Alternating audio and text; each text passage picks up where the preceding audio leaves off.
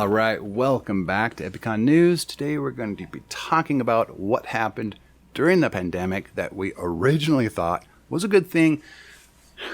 Turned out not so much. All right, so as you recall, during the pandemic, a lot of people started to work from home because, you don't want to be around other people and in the middle of a communicable pandemic, right? So driving decreased. People weren't driving that much. People were staying home, working from home, and driving as little as possible, even going to grocery stores, right? People were much more likely to order groceries off of, whatever delivery service in their area and or Amazon. But here's the thing. This is what happened. And this is a big sort of I don't know what you would call it, like a light bulb moment, like a ding, ding, ding. We need to be more aware of what is happening.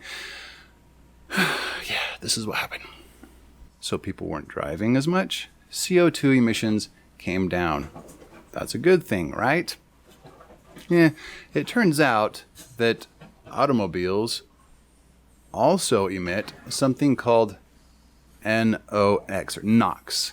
So NOx these are nitrogen oxides. This includes nitrogen oxide and nitrogen dioxide. Now, this is actually quite a toxic chemical. This is not something you want to be breathing. Very toxic to humans, but it has a kind of this upside to it, right? It actually reacts with methane in the atmosphere and kind of cleans the atmosphere out of methane. Now, as we all know, methane is much, much more of a greenhouse gas than carbon dioxide. Nitrogen oxides help clean methane out of our atmosphere.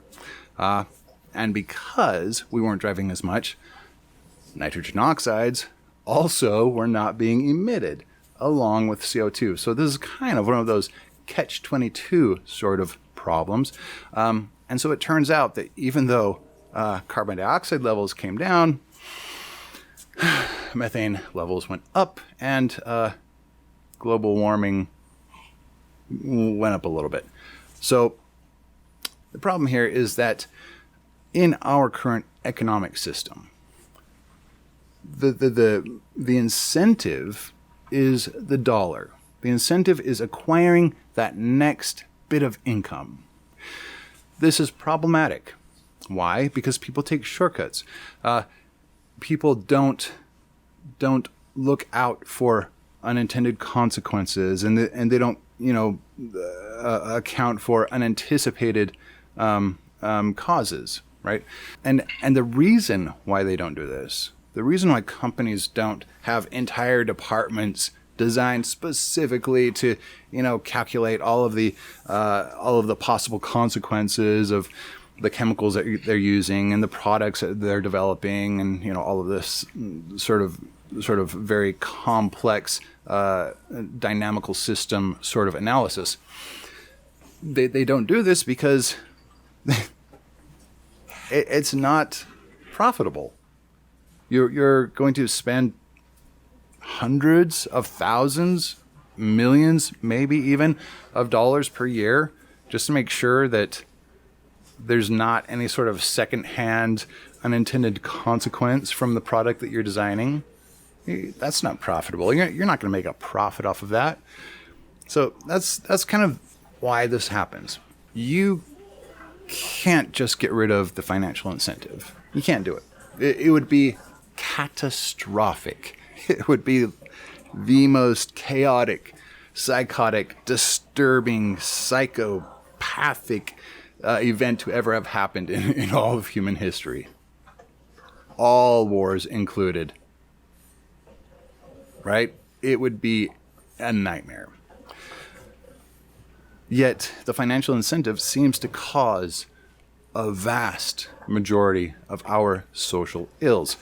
So what do we do about that? Well, the problem is that we are not getting rid of money properly. We're not considering how you right? You have to think systemically. You have to think dynamically. Like, how are you going to manipulate a dynamical system, our socioeconomic system, in such a way that you actually can remove money and therefore remove the financial incentive, therefore removing 99% of our social ills without causing any other sort of problems. The only way to do that is to ensure that every single individual has what they need, has a ladder, has some structured method of progressing and becoming their best possible selves. Once you do that, once you ensure that the majority of your population are self-actualizing individuals, or top-tier transcendent individuals, the mindset of a transcendent human, of a self-actualizing human, is completely different. Corruption, cheating people, that doesn't even pass through their minds. That's like, ugh, why would you do that? Once you have become a self-actualizing individual, your perception on how our society works, how all of humanity interacts, completely alters. So what you need to do in order to get rid of money, on top of this, self-actualizing individuals are intrinsically motivated. Okay, their intrinsic desire to accomplish and to work and create and produce and give back to humanity is orders of magnitude greater than the extrinsic drive that typical individuals, kind of carrot and stick sort of thing, follow to do what they need to do so they don't get fired, to give back to society. And even at that, it's really just all going to our boss. We're getting 13% of the entire, all of my work is just gone, and I get about 13% of it back, if that, 8% maybe. So yeah, it's transcendence. The key is to come up with some mechanism to ensure that every individual is transcendent.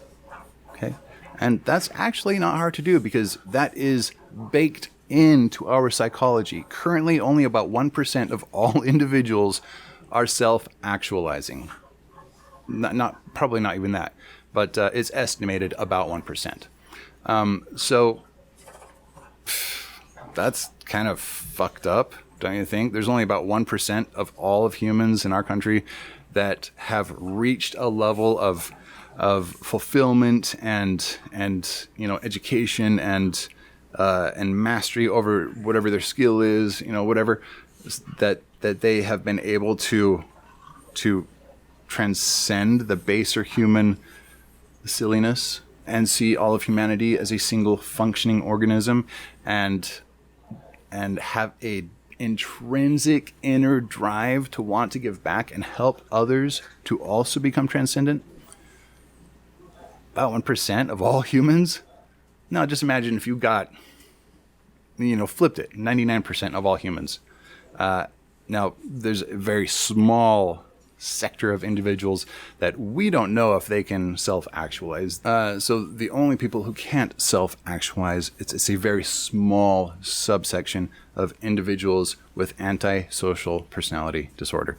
And the small subsection of those individuals are the ones that actually have prefrontal cortex damage, and their physical machinery for being able to empathize, sympathize, build emotional relationships and connect emotionally with others around them has been damaged. They are physically incapable of making that sort of connection, which we know is a requirement on your way to self-actualization and to transcendence. So it may be, since there has not been any research done on this, who knows why, it may be that such individuals cannot self-actualize. But that's less than 1%. So, I don't know, just something to think about. Anyway, really interesting. We've got a feedback loop going on with the with the car exhaust, with the emissions, the carbon dioxide, the methane, and the nitrous oxides or nitrogen oxides. So just kind of interesting how we've painted ourselves into this little corner, and how we could have avoided this had we been careful, had we really sat down and thought through the processes, thought about, okay, what are the cars emitting? What is everything in the exhaust? How does this react to what is in the atmosphere? How does this react to other individuals? How does this react to the biosphere? How does this react to, humans that breathe it in? What are we looking at here? What are we dealing with here? How can we negate any sort of, catastrophe, right? Any sort of side effect that would be harmful to the planet, to the ecosystem, to animals, humans, whatever. So this is likely something we could have foreseen, we could have figured out, we could have already been working with and dealing with, had we put the time and energy into doing it, which would have happened if the majority of humans in our country were self-actualizing and big picture thinking, broader thinking, more aware of how everything is connected, which is not the case. So we are in this situation. So yeah, interesting little story there. I hope everybody is doing well. Take care. Please go ahead and take a look at Moneyless Society. Check out STEM Prime research, the research I have been doing, STEM theory. Take a look at Kindness Rebellion, fascinating podcast. Check out Magnova and Communivate. Both are very fascinating projects which help with collaboration and finding other individuals and resources to help and work with if you are a mover and shaker and you want a better world. So I will see you guys in the next one. Take care. Peace.